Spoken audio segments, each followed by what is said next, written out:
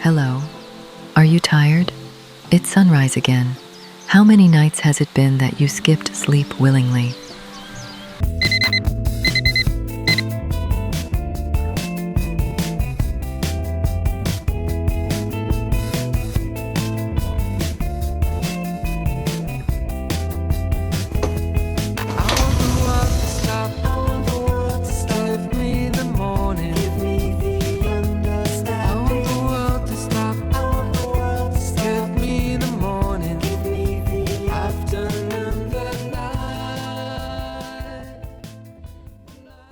Why is your brain an empty shell during the daytime, only for the entire world to fit inside it at midnight? Since when were humans listed under nocturnal animals in school books? There are so many places to see, so many books to read, so much to learn.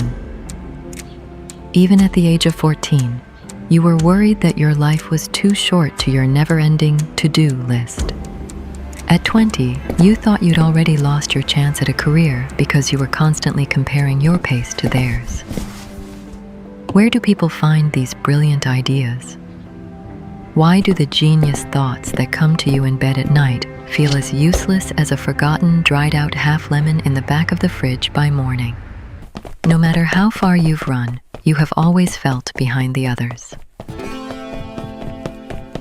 You are 25 now, and now it feels like it's too late for everything, especially for studying at another college. When you reach 30, you gain the wisdom to realize that self-improvement books are like your mean friend who slyly tells you your big nose actually suits you very well, and suddenly you start questioning yourself. Do I have a big nose? So in your endless search for peace of mind, and scrolling becomes your mindfulness activity, just like picking your skin once was. Coloring books, yarns forgotten under your bed. But the truth is, scrolling doesn't quiet your mind, it only quits it. Overthinking just shifts inward. While you scroll, you think you haven't achieved a single dream yet, and the years are passing so fast. And when you think about it, you feel like you might go insane. Inside your head, there are tiny versions of you running around, screaming, panicking, bumping into each other. What wouldn't you give to stop the chaotic storm inside? But storms themselves are not destructive. Destruction is also transformation. Inside you is the creative machine, perfectly functioning, yet somehow it produces no product. You were the gifted kid who became the burnout adult. You feel like a sphere trapped in 2 dimensions. You spend your adulthood as the shadow of your own self. Who could understand the little mermaid who traded the endless ocean for normality better than you? What is the point of making others hear your voice if you can't even hear your own? The voices that belong to you but are not under your control become louder at night. At first, you thought this was just a habit from childhood. Because you were that child who stayed awake until ridiculous hours, even until dawn. Because it was the only time you felt free from pressure and expectations. The only time you could be alone and just be yourself for a while. Deep in your heart, you know the real reason you stay up late. You don't want your free time to end. You don't want tomorrow to begin. Now, they have a fancy name for this. Revenge bedtime procrastination. They say it's normal for people with ADHD.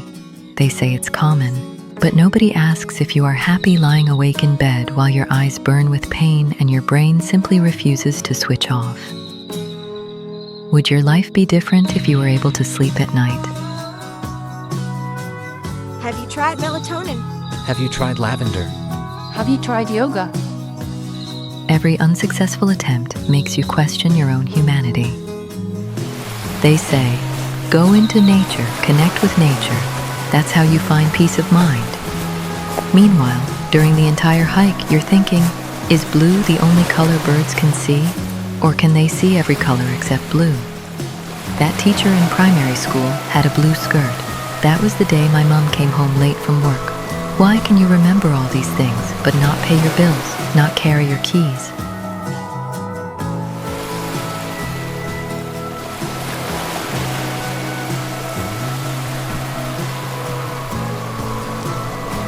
How many times have you felt embarrassed because you forgot your wallet and only realized it when you had to pay while everyone was watching, thinking you were pretending? Why is there no manual for people like you? How to function as an adult, how to plan meals, how to clean a house, how to make small talk, how to save money, how to take initiative and make plans with friends. Even cooking for yourself is not straightforward like it is for others. You need to know the reason behind every step. Why that amount? Why that temperature? Why that speed? Yes, you were always the one who asked why. And one day you asked yourself, why do so many people dive into astrology, psychology, personality types? Maybe they were the children who were never understood at home. Maybe they try to understand others in every detail, because it would have meant everything to them if someone had done the same for them. That was their love language. And then you notice your love language, quality time. Maybe that's why you stay up late, because you need to reconnect with yourself. You wake up mid-conversations with someone who isn't there, about something that hasn't happened, trying to solve a future that hasn't arrived. If you think enough, maybe nothing will surprise you. If you prepare every version of the conversation, maybe you won't say the wrong thing. If you replay what happened, maybe you can fix it retroactively. Your mind is loud because it learned that silence was not safe. You fill the quiet with scenarios, explanations, contingency plans for conversations that will never happen. Can you even watch a movie or read a book without looking at spoilers because not knowing what will happen is too stressful? They say depressed people live in the past. Anxious people live in the future. Peaceful people live in the present. You are grieving for all the beautiful possibilities in every timeline. You are stretched thin on the timeline between a past you want to fix and a future you want to predict. That's why you feel lost. That's why you're labeled an overthinker. And they tell you, just stop thinking. Don't overthink. As if thinking was a switch. As if the noise hasn't been the only thing keeping you functioning all these years. The truth is, you don't have a noisy mind. You have a protective mind. It scans for danger in tones, pauses, expressions. It calculates the emotional weather in a room before you even enter it. It learned early that being prepared was the closest thing to safety, and now it doesn't know how to turn off. Because what if something happens when you're not paying attention? What if you relax and miss the signal? So the thoughts keep coming, at night, in the shower, while you're walking, while someone is talking to you, and you're already running 3 conversations ahead. And sometimes you don't want to think, you just want quiet. But when quiet comes, it doesn't feel peaceful. You can't even eat your meal in silence. You have to watch, you have to read, you have to feed the greedy machine in your head. Your mind didn't become loud overnight. It became loud the day you realized it was safer to anticipate than to be surprised. So no, you don't quiet your mind by forcing it to stop. You quiet it by showing it that you are safe enough now not to control everything anymore. The habits you created to survive will no longer serve you when it's time to thrive. Get out of survival mode, my dear. Nothing terrible will happen if a thought goes unfinished. You have grown into someone who would protect you as a child. And that is the most powerful decision you've made. Silence is not neglect. Rest is not irresponsibility. Stop looking at the past.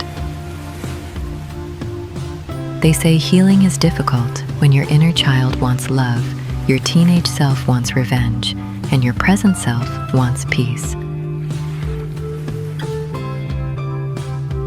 Maybe right now you are not there yet, but somewhere along the way you will realize you don't need to have all the answers. As you watch beautiful things fall into place for others, I hope you know there is still time for you. You have not missed what was meant for you, even if it arrives differently than you expected. You don't need to be perfect. You don't need a 5-year plan.